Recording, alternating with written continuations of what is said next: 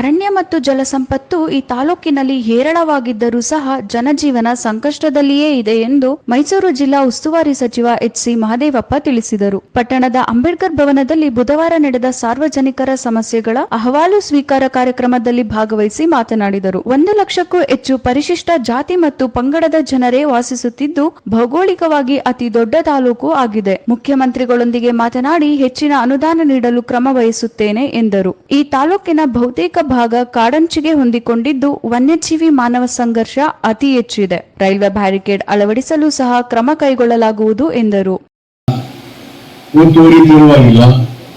ಪಂಚಾಯಿತಿ ಸರಿ ಕೆಲಸ ಮಾಡ್ತಾ ಇಲ್ಲ, ಎಲ್ಲರಿಗೂ ಕೆಲಸಗಳಾಗ್ತಾ ಇಲ್ಲ, ಜನರಿಗೆ ಕೆಲಸ ಸಿಗ್ತಾ ಇಲ್ಲ, ಪಂಚಾಯತ್ ಕುಡಿಯೋ ನೀರಿಲ್ಲ, ಆಸ್ಪತ್ರೆ ಸೌಲಭ್ಯಗಳಿಲ್ಲ, ಹಾಸ್ಟೆಲ್ಗಳಲ್ಲಿ ಊಟ ಸಮರ್ಪಕವಾಗಿಲ್ಲ. ಇವೆಲ್ಲವನ್ನ ಕೂಲಂಕುಷವಾಗಿ ಪರಿಶೀಲನೆ ಮಾಡಿ ಸ್ಥಳಕ್ಕೆ ಹೋಗಿ ಜನರ ಜೊತೆ ಸಂಪರ್ಕ ಮಾಡಿ ಅವ್ರ ಕಷ್ಟಕ್ಕೆ ನೆರವಾಗಬೇಕು ಅಂತಕ್ಕಂಥದ್ದು ಸರ್ಕಾರದ ಉದ್ದೇಶ ಇದೆ.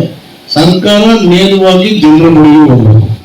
ಜಿಲ್ಲೆಯಲ್ಲೇ ಕೂತ್ಕೊಳ್ಳದೆ, ತಾಲೂಕಿನಲ್ಲೇ ಕೂತ್ಕೊಳ್ಳದೆ ಜನರ ಬಳಿಗೆ ಹೋಗ್ಬೇಕು. ಜನರ ಸಮಸ್ಯೆ ಕೇಳಬೇಕು, ಜನರಿಗೆ ನಂಬಿಕೆ ಬರಬೇಕು, ಭರವಸೆ ಬರಬೇಕು.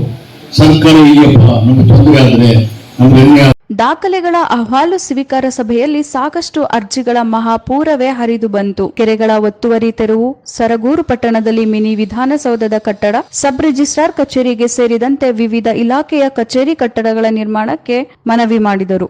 ಜಿಲ್ಲಾಧಿಕಾರಿ ಕೆ.ವಿ. ರಾಜೇಂದ್ರ ಮಾತನಾಡಿ, ಯಾವುದೇ ಜಮೀನುಗಳಿಗೆ ತೆರಳಲು ರೈತರಿಗೆ ರಸ್ತೆ ಸಮಸ್ಯೆಗಳು ನಕಾಶೆಯಲ್ಲಿದ್ದರೆ ಕೂಡಲೇ ತೆರವುಗೊಳಿಸಬೇಕು. ನಕಾಶೆಯಲ್ಲಿ ಇಲ್ಲದಿರುವ ರೈತರ ಜಮೀನುಗಳಿಗೆ ರಸ್ತೆಗಳನ್ನು ಗುರುತಿಸಲು ಅಕ್ಕಪಕ್ಕದ ರೈತರೊಂದಿಗೆ ಮಾತನಾಡಿ ಸೂಕ್ತ ಸೌಲಭ್ಯ ಕಲ್ಪಿಸಿಕೊಡಲು ಸ್ಥಳೀಯ ಆಡಳಿತ ಕ್ರಮ ವಹಿಸಬೇಕು ಎಂದು ತಿಳಿಸಿದರು. ಶಾಸಕ ಅನಿಲ್ ಚಿಕ್ಕಮಾದು ಮಾತನಾಡಿ, ತಾಲೂಕಿನ ಅಭಿವೃದ್ಧಿಗೆ ಹೆಚ್ಚಿನ ರೀತಿಯ ನೆರವು ಬೇಕಿದೆ. ರಾಜ್ಯದಲ್ಲಿಯೇ ಅತ್ಯಂತ ಹಿಂದುಳಿದ ತಾಲೂಕಿನ ಅಭಿವೃದ್ಧಿಗೆ ಸರ್ಕಾರ ನೆರವು ನೀಡಬೇಕು ಎಂದರು. ರೈತರು ಉಳುಮೆ ಮಾಡುತ್ತಿರುವ ಜಮೀನುಗಳಲ್ಲಿ ಅಕ್ರಮ ಸಕ್ರಮದಡಿ ಸಾಗುವಳಿ ನೀಡುವ ಯೋಜನೆಯನ್ನು ಜಾರಿಗೆ ತರಬೇಕು ಎಂದರು.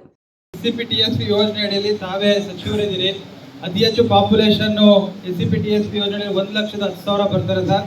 ಅದರಿಂದ ಇಲ್ಲಿ ಇರ್ತಕ್ಕಂಥ ಏನು ಎಸ್ಸಿಪಿಟಿಎಸ್ಪಿ ಯೋಜನೆಗಳಲ್ಲಿ ಅತಿ ಹೆಚ್ಚು ನಮ್ಮ ತಾಲೂಕಿಗೆ ಕೊಡಬೇಕು ಅಂತಲೂ ಕೂಡ ಈ ಸಂದರ್ಭದಲ್ಲಿ ತಮಗೆ ಮನವಿ ಮಾಡ್ತೀವಿ.